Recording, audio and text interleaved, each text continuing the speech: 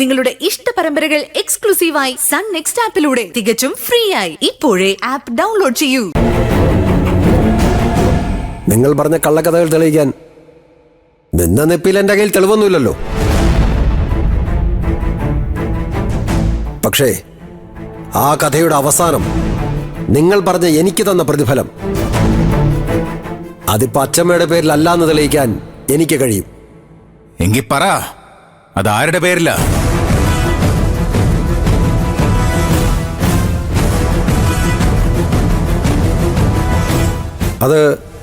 അത് നിങ്ങളോട് പറയേണ്ട ആവശ്യം എനിക്കില്ല. നീയല്ലേ പറഞ്ഞത് നിനക്ക് തെളിയിക്കാമെന്ന്?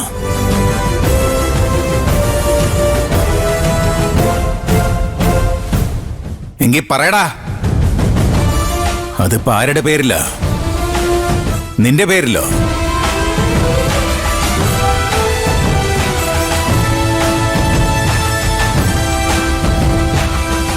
അതോ നിന്റെ അനുജന്മാരുടെ പേരിലോ? അതോ ഇനി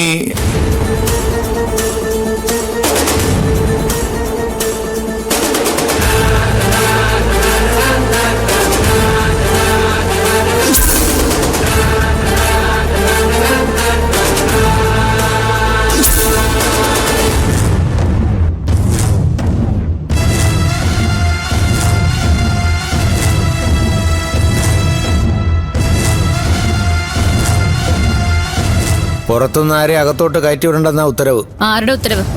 ചെട്ടിയാരുടെ ഉത്തരവ്. അതിനത് ചെട്ടിയാരുടെ വീടല്ലല്ലോ.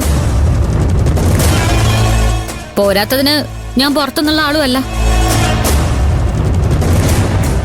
ജനനി, മാണിക്യമംഗലത്തെ ജനനി, ഈ വീട്ടിലെ ഇളയ മരുമകൾ.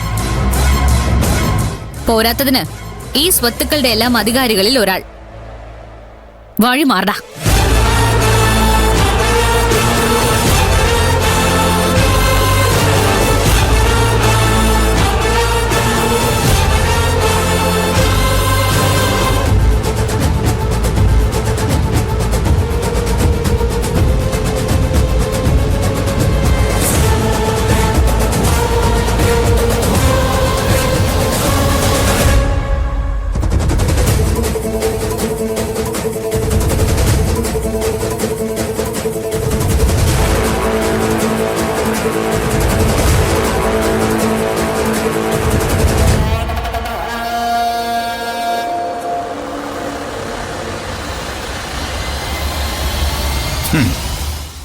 ജനനി അല്ലേ? വരിക്കോലിൽ സേതുമാധവന്റെ മകൾ ജനനി സേതുമാധവൻ.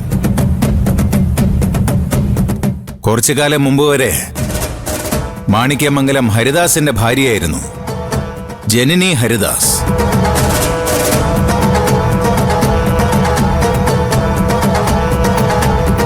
നിലവിളക്കായി മാണിക്യമംഗലത്ത് വന്ന് കയറി കരിവിളക്കായി മാറിയ ഒരു ദൗർഭാഗ്യവതിയായി പെണ്ണ്.